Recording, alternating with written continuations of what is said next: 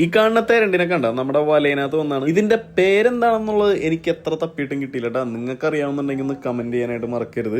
അതുപോലെ ഇത് വിപ്റ്റെയിൽ സ്റ്റിംഗ്രയുടെ ഫാമിലി പെടണം എന്നാണെന്ന് തോന്നണം കേട്ടോ. എല്ലാ തെരണ്ടിയുടെ മുള്ളു കൊണ്ടു കഴിഞ്ഞാലും നമുക്ക് പ്രശ്നമൊന്നും പറയാൻ പറ്റില്ല കേട്ടോ. പക്ഷെ ഇതുപോലത്തെ റെയർ ആയിട്ട് കിട്ടുന്ന ചില തെരണ്ടികളുണ്ട്. ഇവന്മാരുടെ മുള്ളു നമ്മുടെ ശരീരത്തിൽ കൊണ്ടു കഴിഞ്ഞാൽ മരണം വരെ സംഭവിക്കാനുള്ള സാധ്യത. ഇപ്പൊ നമുക്ക് ഗിൽനെറ്റ് ബോട്ടിൽ കിട്ടുന്ന വലിയ വലിയ തെരണ്ടികളില്ലേ, അതിന്റെ മുള്ളു നമ്മുടെ ശരീരത്തിൽ കൊണ്ടു കഴിഞ്ഞാൽ നമ്മൾ ചത്തൊന്നും പോകത്തില്ല കേട്ടാ.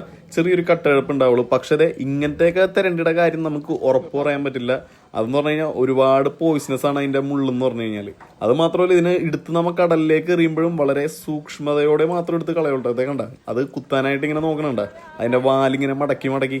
അതുപോലെയാണ് തെരണ്ടി നമ്മളെ ആക്രമിക്കണേട്ടാ. അപ്പൊ എടുത്ത് നേരെ കടലിലേക്ക് കളയുന്ന ഒരു കാഴ്ചയാണ് ഈ കാണുന്നത്.